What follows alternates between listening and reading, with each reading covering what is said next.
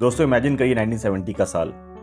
India was changing, fashion was changing और हमारे cinema के हीरोज भी चेंज हो रहे थे। लेकिन इन सब बदलावों के बीच में एक ऐसा बदलाव हो रहा था जिसने सभी चीज़ को पीछे छोड़ दिया था। और वो था एक ऐसा आवाज़ जिसने ये ठान लिया था कि मैं जनता का आवाज़ बन के रहूँगा। 1970 के बाद प्लेबैक सिंगिंग का मतलब हो गया था पर्सनैलिटी। आज इस वीडियो के माध्यम से हम डिकोड करेंगे कि किशोर साहब ने सिर्फ गाने नहीं गाए बल्कि बॉलीवुड के म्यूजिक का कंप्लीट डीएनए चेंज कर दिया एंड हाउ किशोर दा became undisputed king of melodies. तो दोस्तों देर किस बात की है, लेट्स फाइंड आउट।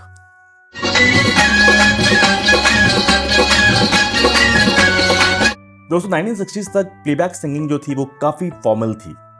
सिंगर्स एक डिसिप्लिन में गाना गाते थे, लेकिन किशोर साहब ने उस डिसिप्लिन को ही तोड़ दिया। उन्होंने गाने में हरकतें ऐड करना शुरू कर दिया, जैसे कि यॉडलिंग, इवन लाफिंग, और यहाँ तक कि पहली बार ऐसा हुआ था कि किसी सिंगर ने गाने में एक्टिंग घुसा दी है।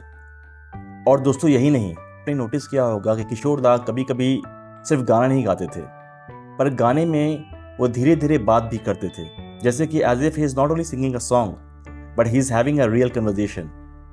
और दोस्तों शायद इसी बदलाव की वजह से वो मिरेकल हुआ, वो चमत्कार हुआ जो इससे पहले कभी हुआ नहीं था। दोस्तों इसका सबसे बड़ा उदाहरण है ये सॉन्ग। पहले तो आप ये सॉन्ग सुनिए।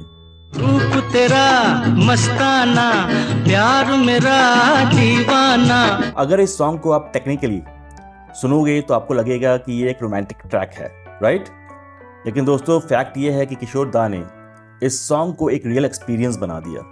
उन्होंने ये दिखाया कि एक सिंगर को सिर्फ एक हीरो के लिए गाना नहीं गाना है, पर एक हीरो की तरह परफॉर्म भी करना है।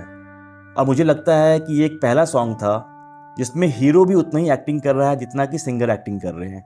दोस्तों 1970s में किशोर दा का सबसे बड़ा जो टैलेंट था, या यूँ कहूँ मैं उनका जो ताकत था, वो था उनका कैमेलियन नेचर। मतलब कि जिस तरह वो आवाज़ बदलते थे वो भगवान जाने। जब वो राजेश खन्ना के लिए गाना गाते थे तो उनकी आवाज़ में एक नजाकत और एक अदा होती थी। मेरे सपनों की रानी कब आएगी तू? लेकिन वही जब वो बच्चन साहब के लिए गाना गाते थे तो आवाज़ में आपको एक हैवीनेस फील होती होगी।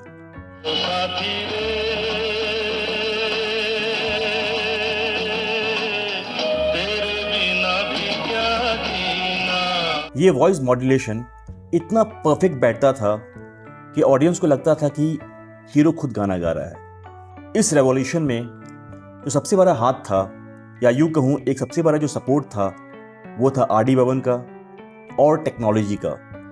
1970s में रिकॉर्डिंग स्टूडियो भी इम्प्रूव हो रहा था, बैस और ट्रेबल का इस्तेमाल ज़्यादा हो रहा था, और किशोर दा की वॉइस जो कि बैसी और रिच थी वो नए साउंड सिस्टम पर बिल्कुल जचती थी। और इसका फ़ायदा पंचम दा ने खूब उठाया। पंचम दा बिल्कुल जानते थे कि किशोर कुमार का टैलेंट क्या है, तो उन्होंने किशोर दा का एनर्जी को यूज़ किया इलेक्ट्रिक गिटार्स और सिंथेसाइजर्स के साथ। और दोस्तों ये एक्सपेरिमेंट इतना मॉडर्न था कि उस वक्त के युद्ध के लिए किशोर कुमार एक कूल फैक्टर बन गए। लेकिन सबसे बड़ा जो रीज़न था वो था रिलेटिबिलिटी। 1970s का हीरो एक आम आदमी था जो कि या तो खुलकर प्यार करता था या तो खुलकर सिस्टम से लड़ता था, और किशोर दा की आवाज़ में वो कॉमन मैन की फीलिंग थी। उनकी सिंगिंग में वो एफर्टलेस वाइब थी जो कि डायरेक्ट लोगों के दिलों से कनेक्ट करती थी। किशोर दा ने हमें यह सिखाया कि म्यूज़िक सिर्फ सुरों का खेल नहीं है, ये इमोशंस और एक्सप्रेशन की हाइट है। उन्होंने बॉलीवुड को एक ऐसा आवाज़ दिया जो आज भी 50-60 साल के बाद भी एकदम फ्रेश लगती है। और दोस्तों it's not only about the energy. ऐसा नहीं है कि किशोर कुमार सिर्फ मॉडर्न गाना गाते थे। आप कोई भी तरह का गाना देख लो, सैड गाना, बेहतरीन गाना गाते थे। लोग अक्सर बोलते हैं कि मुकेश जी सबसे बेस्ट सैड सॉन्ग गाते हैं, पर अगर आप किशोर दा का सैड सॉन्ग सुनोगे, जैसे कि कोई होता या फिर मेरी भीगी भीगी से, मेरी भीगी भीगी सी पलकों पे रह गए जैसे मेरे सपने।